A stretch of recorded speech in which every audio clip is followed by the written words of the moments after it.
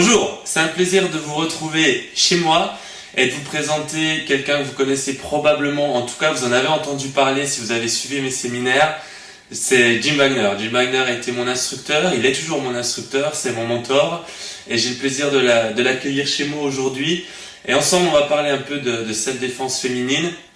Et la première chose que j'aimerais que Jim fasse, c'est se présenter un peu son parcours.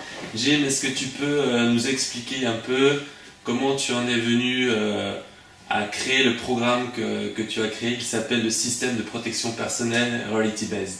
La protection personnelle, j'ai créé il y a 30 ans. J'ai commencé avec la militaire, la police, et j'ai enseigné seulement les agents de police et militaires. Mais après quelques années, j'ai décidé d'enseigner les civils.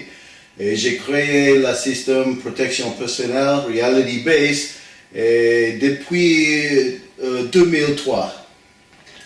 Mais déjà avant ça, tu écrivais des articles dans les magazines, par exemple Black Belt aux États-Unis. Tu as commencé en 1999-98. Oui, c'est correct, avec Black Belt premier et après ça Budo en Europe. Et j'ai écrit pour Blitz en Australie et des autres revues mondiales. Et les articles sont devenus très populaires. C'est vrai. C'est comme ça, grâce au magazine Budo International, que j'ai découvert Jim. J'ai été à Londres te découvrir, travailler avec toi, après à New York, après à Los Angeles. Et un de tes programmes s'appelle Women Survival. Oui. C'est un programme de self-défense pour les femmes. Comment t'es venue l'idée de créer ce programme pour les femmes? Bien sûr, parce que je suis marié, j'ai enseigné ma propre femme pour défendre la défense, autodéfense. Et elle a invité des amis et j'ai enseigné les amis de ma femme. Et après ça, j'ai décidé, avec toutes mes idées, parce que j'étais agent de police, les choses que j'ai enseignées étaient plus réelles que les arts martiaux traditionnels. Et après quelques années, j'ai créé un système très réel. S'il y a vraiment une chose qui ressort en fait quand on pratique avec Jim, c'est le côté concret, pragmatique, réaliste de ces formations. Et c'est le fait que tu aies travaillé dans la police, dans l'armée aussi, et dans d'autres départements, qui fait que tes programmes sont si réalistes. Tu as des expériences dont les femmes pourraient profiter, que toi tu as pu vivre durant ta carrière en tant que policier? Oui, actuellement j'ai deux histoires. Le premier, quand j'étais agent de police il s'appelle Costa Mesa, c'est une moyenne ville près de Los Angeles. Et j'étais sur la patrouille et tout à coup j'ai reçu un appel. Il y avait un homme qui regarde dans la fenêtre d'une femme. Et bien sûr, pendant la nuit, je suis arrivé et il est couru. Et j'ai attrapé cet homme et quand j'ai combattu avec lui, j'ai trouvé un grand couteau. Et après, dans le prison, j'ai parlé avec lui et j'ai demandé quelles étaient tes intentions. Et j'étais choqué, il a dit j'ai le désir pour violer la femme et tuer la femme. Et peut-être sa petite fille aussi. Mais il n'a pas décidé exactement qu'est-ce qu'il désire, mais il était le jardinier de cette femme. Et bien sûr, elle était choquée parce que elle a dit qu'il était très simple, il y avait des problèmes au passé, mais c'est la raison que je dis à toutes les femmes, pendant la nuit, même quelquefois pendant la journée, tu dois fermer les fenêtres, les rideaux, parce que, la plupart des crimes, c'est les crimes d'opportunité. Et dans ce cas, l'homme, une nuit, il a regardé dans la fenêtre, bien sûr, il a vu la belle femme, et voilà, les idées entrent l'esprit. Et en fait, on se rend compte que la prévention, ce que toi tu appelles le pré-conflit, Oui. Est probablement aussi important, voire peut-être plus important que d'apprendre des techniques de self-défense pour une femme, essentiellement pour une femme. Oui, et prévention, c'est très important parce que si tu peux éviter la lutte, c'est mieux. Mais quelquefois, ce n'est pas possible. C'est la raison avec la protection personnelle, reality-based, nous enseignons beaucoup des techniques réelles. Pas comme les arts martiaux traditionnels ou sportifs, mais les choses qui peuvent marcher, les choses très rapides et très faciles à prendre. Quel est le conseil que tu pourrais donner à une femme pour sa protection personnelle? Pour toi, un des meilleurs conseils que tu puisses lui donner? Bien sûr, je voudrais pour toutes les femmes prendre mes cours, s'appelle Women's Survival, pas parce que c'est le mien ou le tien, mais parce que il n'y a pas des autres systèmes qui marchent. Ok, quelque chose est mieux que rien, mais pour un système complet, je pense que le reality-based protection system est mieux que les autres. Mm-hmm. C'est juste. Et le fait qu'une femme soit physiquement plus faible qu'un homme, Oui. qu'est-ce que tu pourrais lui conseiller pour équilibrer ses chances face à un homme?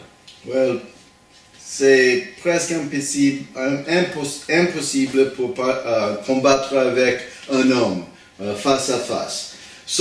Pour tous mes élèves, je recommande en armes. Ok, peut-être dans les pays différents, il y a des armes illégales. Par exemple, on ne peut pas porter un couteau en France, mais on peut porter un stylo tactique. Il est presque comme un couteau. Il peut faire des blessures comme un couteau, mais c'est légal parce que vraiment c'est un stylo. Et tous les gens peuvent acheter quelque chose comme ça.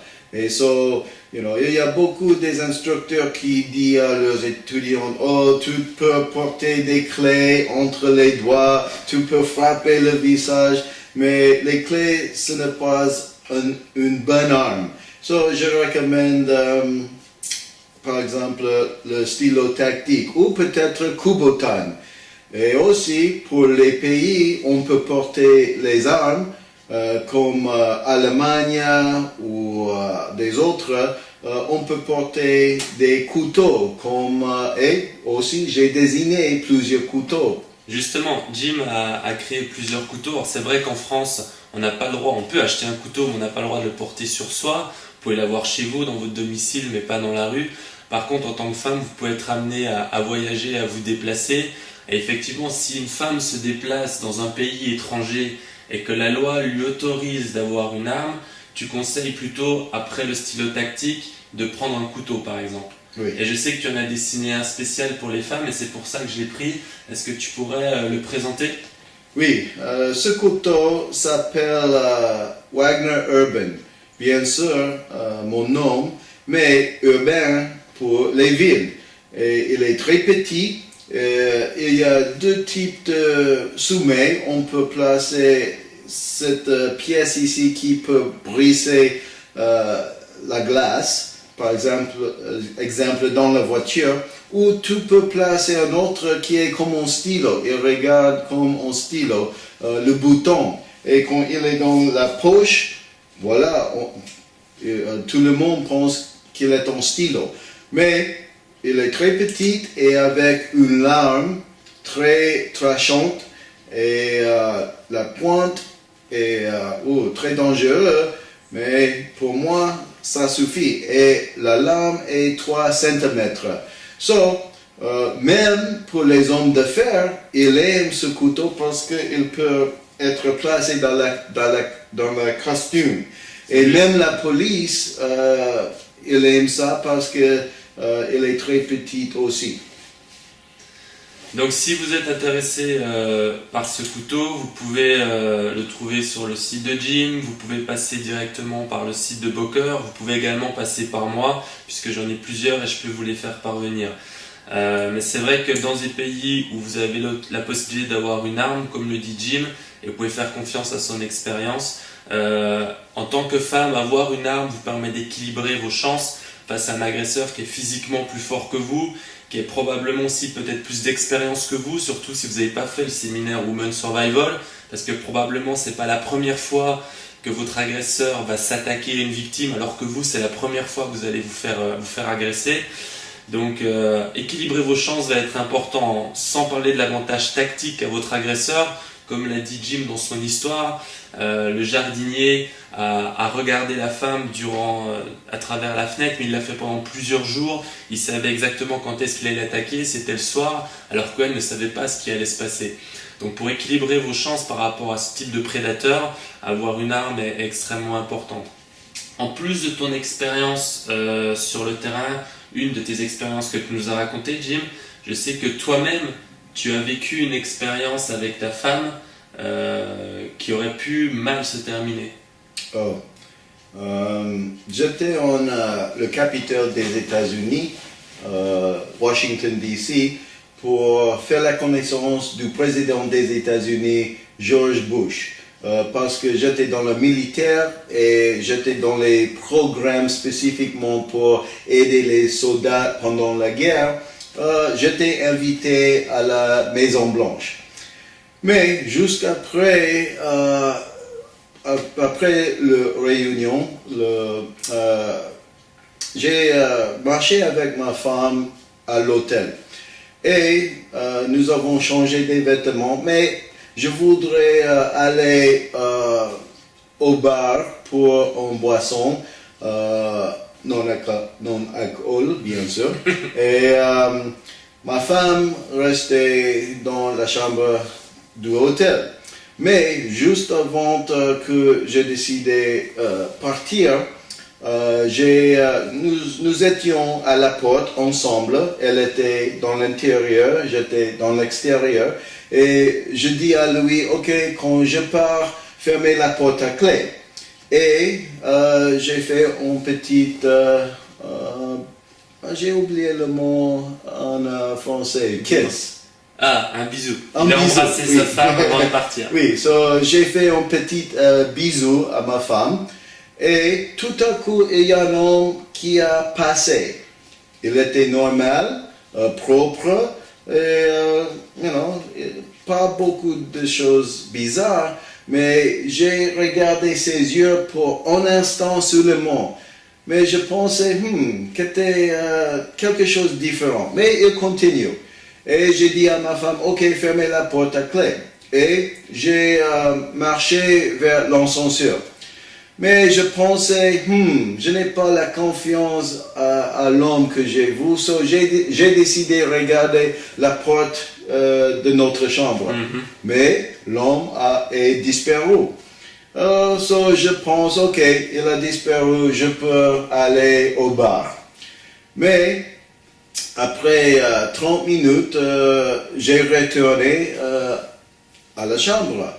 Et ma femme, elle était sauve, mais elle m'a demandé, est-ce que tu as frappé sur la porte après que tu es parti? Et j'ai dit non, je n'étais pas là. Elle a dit, parce que j'ai écouté une frappe sur la porte. Et elle a demandé, qui est là? Et la voix a dit, c'est moi, mon chéri, c'est moi, ouvre la porte.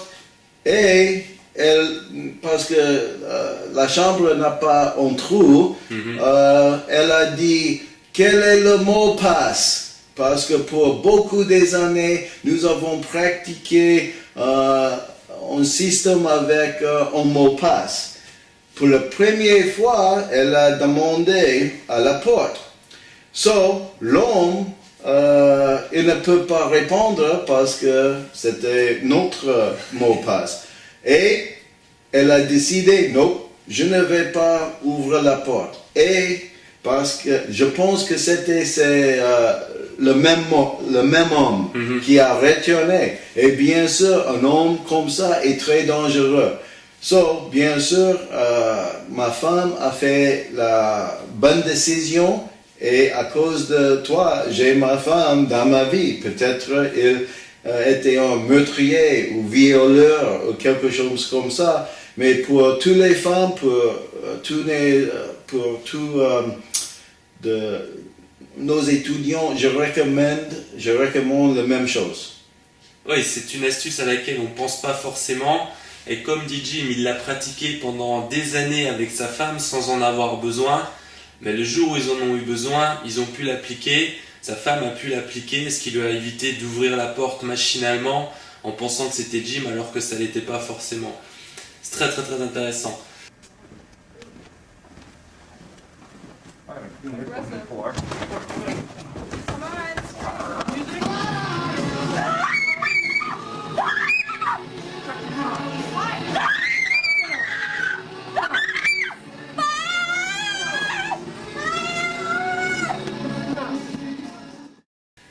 Ok, merci Jim pour le temps passé avec nous. Je suis sûr que beaucoup de femmes vont pouvoir profiter des conseils que tu as pu donner durant cette interview.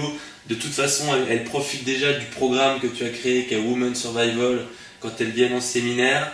Merci beaucoup pour tout ce que tu fais, pour les gens de manière générale, pour les professionnels et aussi pour les femmes. Et en espérant que beaucoup d'entre elles pourront découvrir bientôt. D'accord, mon plaisir et soyez une cible d'or.